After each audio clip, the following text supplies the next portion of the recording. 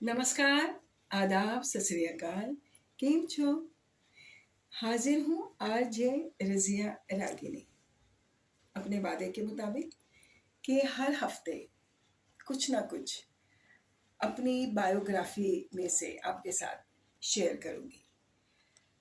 और सबसे पहले अपनी माँ की बातें, पिता की सीख, उससे शुरुआत करती हूँ। मेरी माँ अक्सर कहती थी कि एक कहावत वो राजस्थानी में कहती थी कि मने घड़गी सो घड़गी, बाकी की बाढ़ में बढ़ गई। यानी कि हर इंसान अपने आप में ये समझता है कि I am complete, I know everything, मैं पूरी दुनिया की नॉलेज रखता हूँ। और वो दूसरे लोगों को अपने सामने कुछ नहीं समझता है। अक्सर हम अपने ये आसपास में देखते हैं। लेकिन मेरे वालिद ये कहते थे कि देखिया सीखिया परखिया। मतलब आप जब दुनिया में बाहर निकलते हैं तो लोगों को देखते हैं, उनसे कुछ सीखते हैं, फिर अपने हिसाब से उसको परखते हैं और अपनी ज़िंदगी पे लागू करते हैं। तो ये तो हुई माँ बाबा की सीख। अब मैं आपको ये बताना चाहती थी कि मेरे वालिद चूँकि एक नामी गिरामी सितार नवाज़ थे और बचपन में ही वो, जब मैं शायद तकरीबन 9 या 10 साल की थी, वो यूरोप चले गए थे और वहाँ पे उन्होंने अपना career as a teacher, as a performer शुरू किया था।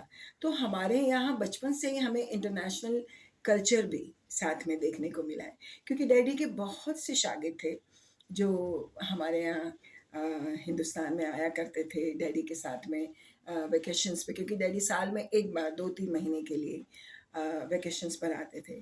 तो वो लोग भी साथ में आते थे, तो वो कल्चर भी हमें बहुत नज़दीक से देखने को मिला। तो डैडी जब वहाँ से आते थे तो कुछ ना कुछ हमें ऐसी टिप्स दे के जाते थे बचपन से ही, क्योंकि बचपन से ही इंसान जब कुछ सीखता है तो वो उसको याद रहता है, फिर वो अपनी जो संस्कार होते हैं, अपनी जो चीज़ें होती हैं, वो अपने बच्चों को भी देते हैं। तो मेरे वालिद ने हमें बचपन से ये सिखाया कि एक तो आप पूरे हफ्ते का एक चार्ट बना के रखिए, किचन में लटका के रखिए या किचन में कहीं टांग के रखिए, ताकि आपको हर हफ्ते या डेली ये नहीं पूछना पड़े कि क्या नाश्ता बनाएं, क्या खाना बनाएं। वो पूरा एक चार्ट बनाने के लिए बोलते थे। और दूसरा वो एक चीज़ बहुत इंटरेस्टिंग बताते थे कि जब भी आप राशन भरते हैं अपने डब्बों में, तो आप उनके ऊपर एक पेपर चिट लगाए, जिससे कोई आउटसाइडर भी अगर आपके किचन में आता है तो उसे पता होता है कि कौन सी चीज़ कहाँ पर है। अक्सर हम अपने दोस्तों के यहाँ, अपने रिश्तेदारों के यहाँ जाते हैं, तो किचन में घुसने के बाद बहुत सी चीज़ें ढूंढने में तकलीफ होती है। तो ये सब चीज़ें हमने अपने बचपन में सीखी थी। डैडी हर डब्बे के ऊपर कि इसमें दाल है, इसमें चावल है, इसमें गरम मसाला है, सब चीज़ें वो हमें सिखाते थे।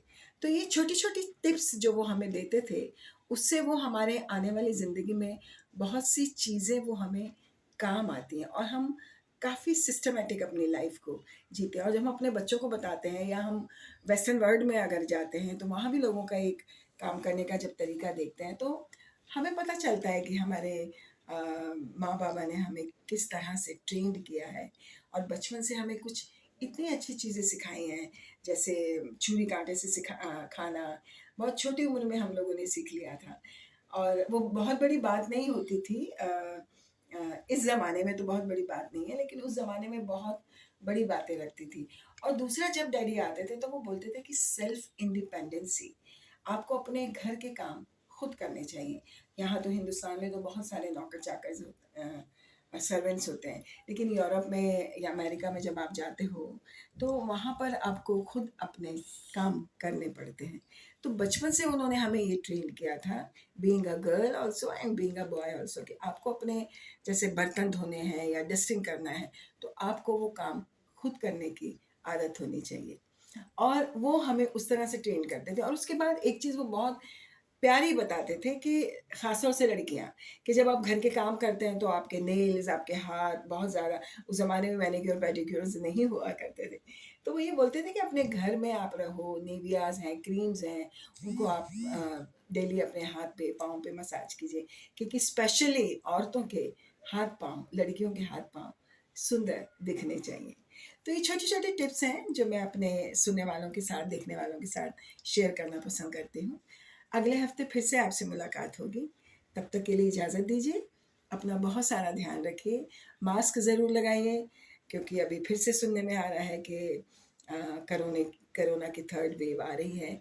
तो बस अपना बहुत सारा ध्यान रखिए, ढेर सारा, और सेफ रहिए। Stay safe, stay home.